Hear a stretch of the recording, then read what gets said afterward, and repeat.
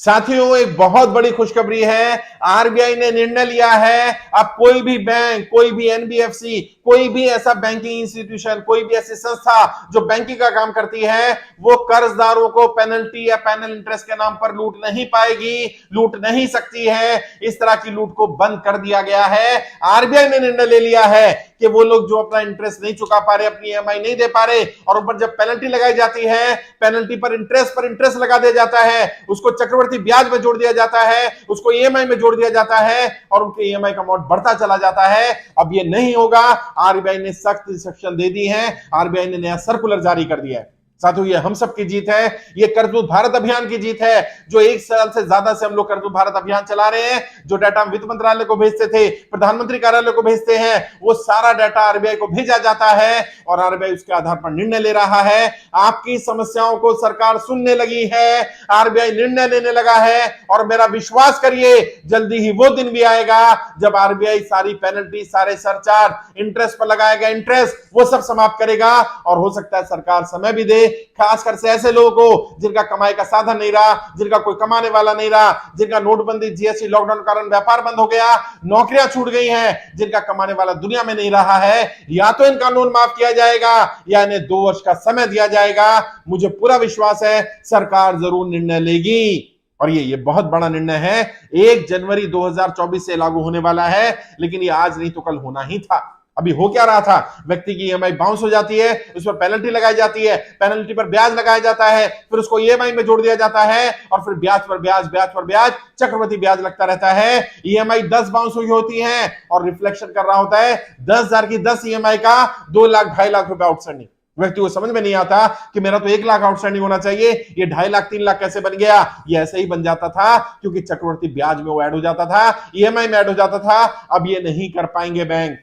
RBI ने सख्त बोल दिया है कि इस तरह से कोई भी बैंक हो, कोई भी एनबीएफसी हो, कोई भी ऐसी संस्थाएं हो जो बैंकिंग का काम करती हैं, कोई समूह बना करके लोन दे रहे हो, या किसी तरह का भी जो बैंकिंग का काम करने वाले लोग हैं, वो अब इस तरह का काम नहीं कर सकते। ब्याज पर ब्याज नहीं लगाया जा सकता, पैनल इंटरेस्ट लगाया जा सकता है, लेकिन पेनल्टी का एक फिक्स अमाउंट होगा। ये नहीं होगा पेनल्टी पर इंटरेस्ट लगा दे जाए। और आरबीआई ने सख्त लहजे में कहा है कि ये इसलिए शुरू किया गया था ताकि कस्टमर अपना समय पर ईएमआई भर पाए, लेकिन बैंकों ने इसको अपनी कमाई का जरिया बना लिया। बैंकों ने लोगों को लूटना शुरू कर दिया और उस पेनल्टी पर इंटरेस्ट, ब्याज पर ब्याज लगा दिया, उसमें चक्रवर्ती ब्याज लगाने लगे, उसको ईएमआई में जोड़ दिया गया और लोगों पर एक्स्ट्रा बर्डन पड़ने लगा। अब ये नहीं होगा। और साथ ही साथ इसी सर्कुलर में, जो 18 अगस्त 2023 का सर्कुलर है, उसमें ही आरबीआई ने कहा है कि अब व्यक्ति को अपने इंटरेस्ट को कभी भी जानने का अधिकार होगा, कितना इंटरेस्ट लगा हुआ है। आरबीआई जो भी बैंक इंटरेस्ट लगाएगा, इंटरेस्ट बढ़ाएगा, ईएमआई बढ़ाएगा, उसकी तुरंत जानकारी देगा। और अगर आप चाहते हैं फिक्स रेट ऑफ इंटरेस्ट रहे, तो फिक्स रेट ऑफ इंटरेस्ट रह सकता है, आपकी ईएमआई घटेगी, बढ़ेगी नहीं।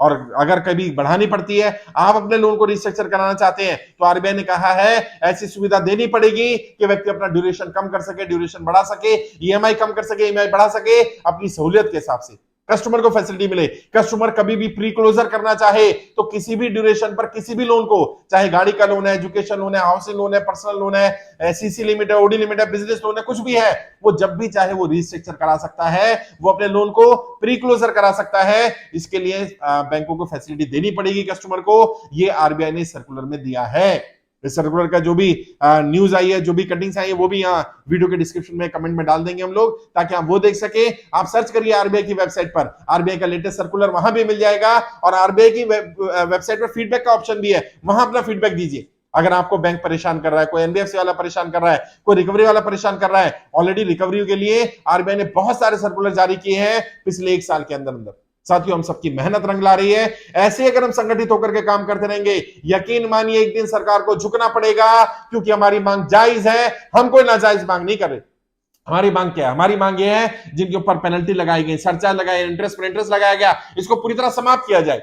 अभी 1 जनवरी से तो नहीं लगेगा, लेकिन जिन पर लग गया उनका क्या? इनका समाप्त होना चाहिए, इनको मदद मिलनी चाहिए। और मैं आरबीआई से आपके माध्यम से, इस वीडियो के माध्यम से कहना चाहता हूं, आरबीआई के अधिकारियों से अपील करना चाहता हूं कि एक एक व्यक्ति का केस देखा जाए। लोगों को प्रताड़ित किया जा रहा है, लूटने का काम बैंक कर रहे हैं। कर्जदाताओं को ऐसे समझाया जाता है कि जैसे उन्होंने कर्जा लेकर के कोई पाप कर दिया, कोई गुनाह कर दिया। उनका साथ देना बैंकों की जिम्मेदारी बनती है। आरबीआई बैंकों को इंस्ट्रक्शन दे, एनबीएफसी को इंस्ट्रक्शन दे कि कस्टमर के साथ इंसानियत के साथ व्यवहार किया जाए, जैसा वित्त मंत्री ने सदन में भी कहा था। और मैं आप सबसे भी कहना चाहता हूं, कर्जाओगे तो बिल्कुल मत घबराइए, कोई गलत कदम नहीं उठाना।